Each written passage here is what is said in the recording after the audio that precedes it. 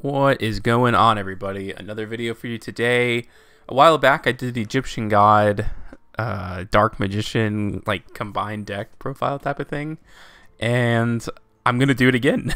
But this time I'm actually gonna show you guys some gameplay. Change the deck up a lot. I'm gonna hold off showing the deck list for just a little bit, unless this gets like crazy amount of likes or something like that. But just want to show you guys some crazy stuff. It just seems to find a will and a way to win games, and it's honestly insanely fun. I can't wait to build this in real life.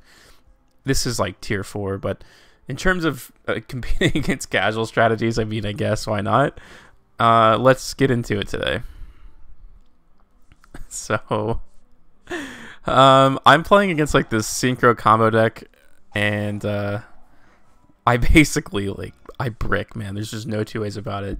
Drawing double raw is pain, and he's gonna go off here. This is pretty cool. I mean, I really enjoy this. So he goes into the red supernova dragon, which I really like. He doesn't attack. I don't know if there's a card that made him not being able to attack. I draw another Egyptian god. It's just like, oh jeez, why me? I'm like, okay, can I survive? Like, is it even possible? So yeah, he goes in obviously this time. I have 500 life points left. Let's see what I can do. Start off with a Dark Ruler No More, which is really good in Dark Magicians because they're never really going for game at any point. Draw 2 more cards. Get Magical Meltdown. Get Invoker. I'm trying to draw more and more. I mean, I'm like, plus Invocation's still online, so it's not like it's not a problem to me. Finally get to the inheritance. I'm going off now, obviously. I can get just whatever I want. Soul, Magicians, you know, and my Macabre set up, so that's always fun. And I know that I can use Soul now. If he tries to use Supernova's effect, I actually negate with Macabre, so bye bye. I don't know if he like maybe want to do that to bait my negate, but he doesn't. He tries to go for some more plays. This is just, I think, him trying to find a way to like do something, but I think he ran out of juice. Plus, next turn, I can just go into another Dark Magician and stuff, and then I had the True Name. So that was a pretty fun one. Down to 500 life points, but I guess everyone in Yu-Gi-Oh knows it doesn't matter really, as long as you don't have 0. Here's a Time Thief matchup, and I'm quite impressed with his opening move the more I think about it. I'm like, okay, he actually activates Supreme King Darkworm, but it does get you Supreme King 0, so you're free to Pendulum Summon 4 for like a rank 4 deck. I don't know if other people are using that, but I thought that was really cool. It took me a second to really like realize what was going on, but I do run Magical Mallet. You're just gonna have to accept that for what it is. Sometimes you brick like all those Egyptian gods in your hand, which you don't want because you always want to summon them with the True Name. In any case, I do get the cards that I need, so I do minus, of course, but I'm able to gain a little bit of advantage back. And I am so close here. It's so annoying. So once I get this back to hand, I could have boosted it up to 3,700, but I would have been 300 attack points short. So decided not to activate the effect because what's the difference? And also, you know, you want to have Invoker for the next play.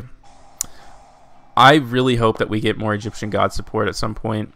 He makes some really smart plays here. Like I really can't fault this guy at all for like losing the game.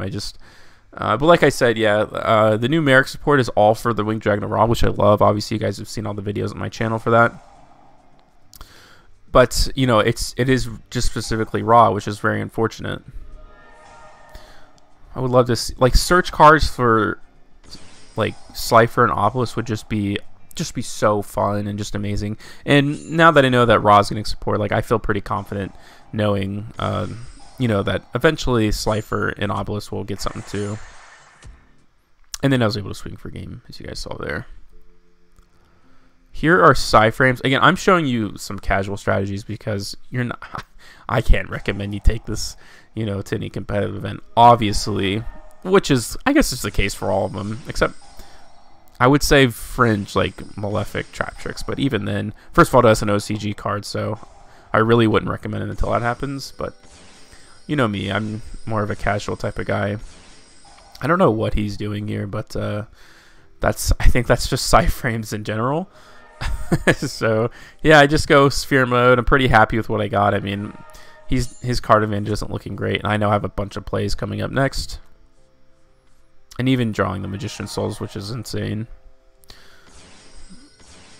And I will get my negate on the board. Obviously send the Dark Magician, and then I have the Spellbook of Knowledge. Draw a couple more, and now I'm set up. Fortunately, I don't have... I go for another invocation because why not? Unfortunately, I don't have Dark Magical Circle, but yeah, it is what it is.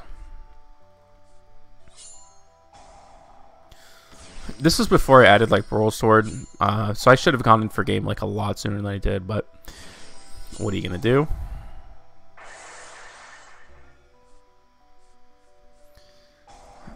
I mean, again, I just want to make sure he wasn't able to activate effect again. I don't care if I do it for trade because I already have Eternal Soul. I can just bring it back, which is kind of insane. And I finish him off there. And I'm like, okay, he's down to 2 cards. I don't need those cards anymore, which is fantastic. Magician Soul's great. Too bad it's like $60 billion. And I'm just drawing more in my deck. I'm able to go through like half my deck in probably 2 or 3 turns, which I guess is a little slow, but I guess in terms of casual, it's probably a pretty decent rate. He tries to say destroy all specials or spellcaster monsters, but obviously we know that's not the case because this protects it, so I was good there. I'm able to stack Dark Magical Circle, which is fantastic. And I add Invocation just to make sure I don't hit it with Dark Magical Circle.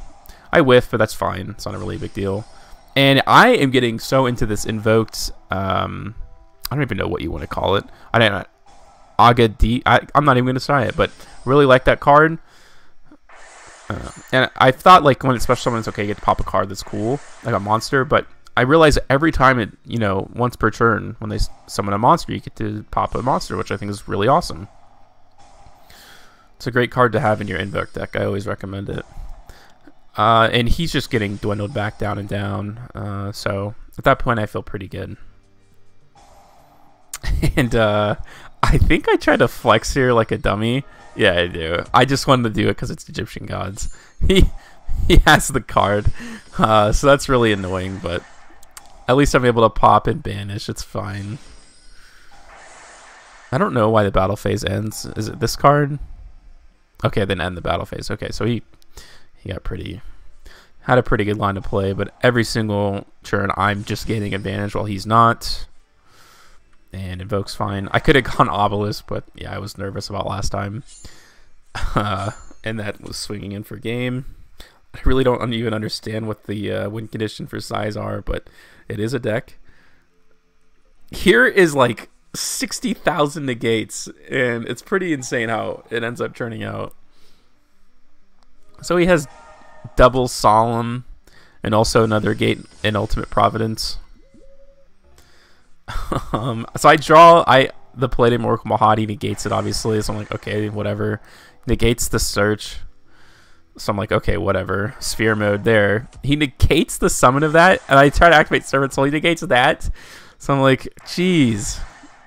But I did have a Dark Magician in the graveyard. I top deck Souls, and then I tag out, which is, I think, a forgotten effect because most people don't even use it as Dark Magicians. But I'm able to swing for game. I thought that was pretty awesome. Here's probably the most competitive deck I guess I can show you guys, which is Unchained. So I'm pretty happy, honestly, with this opening hand. There's like a lot to do. I'm able to stack Dark Magical Circle, draw it. And because I know I have... you know, I'm going to be able to plus quite a bit. I can grab whatever I want, which is Guardian Slime. So I'm trying to prepare myself for next turn in case I take any damage. I draw another circle and then another Dark Ruler. So honestly, hopefully that never happens. But, you know, it is Yu-Gi-Oh! You never know. And then I set up in the gate, which isn't bad. Honestly, it's just unfortunate, like the cards I had. But I'm able to plus 4 here, which is pretty insane. Honestly, if you had anything other than Dark Balloon or more, I feel like I would have been in a much better place. But at the very least, I'm not taking damage, which also comes with me not being able to summon this. But I will take it. So he's gonna link summon with my monster. It's not great, but I top deck Sphere mode, which is awesome. get a soul, which is great. So he's going to try to start going. I'm going to try to summon Dark Magician, which his trap card unfortunately is the negate. Although it's honestly not the biggest of deals, but you know, what are you going to do? So now I'm going to be able to summon Ra. I get it here to bait out an Ash Blossom if he has it, and he did, of course, because he would be able to Ash that. Now, I misplay really bad here. You'll have to excuse me. I thought to shuffle it into the deck. I was mixing up with Unicorn, so after all that, I still do that, but I want to make sure it doesn't link summon with my monsters. So yeah, I mean, I obviously made a mistake here. I'm able to get over him, which is nice. And this is like honestly I think it's my favorite monster in Yu-Gi-Oh, or one of them. That's a little extreme, but I really love Purgatrio. It's just a really fun card. And I'm trying to go for game here. And he doesn't have any monsters, so I'm like, okay, Circle isn't really doing anything for me right now. So I summon Makaba back, and then I can get Egyptian God Slime. And then I get Millennium Revelation. And I do it just to flex. It is game, but I could have reborned anything. But it's better to go for game with Slifer, 1,000 attacks, Slifer the Sky Dragon. So that's going to do it for today's video, guys. I really hope you enjoyed seeing me make cool boards like this. And I'll see you next time.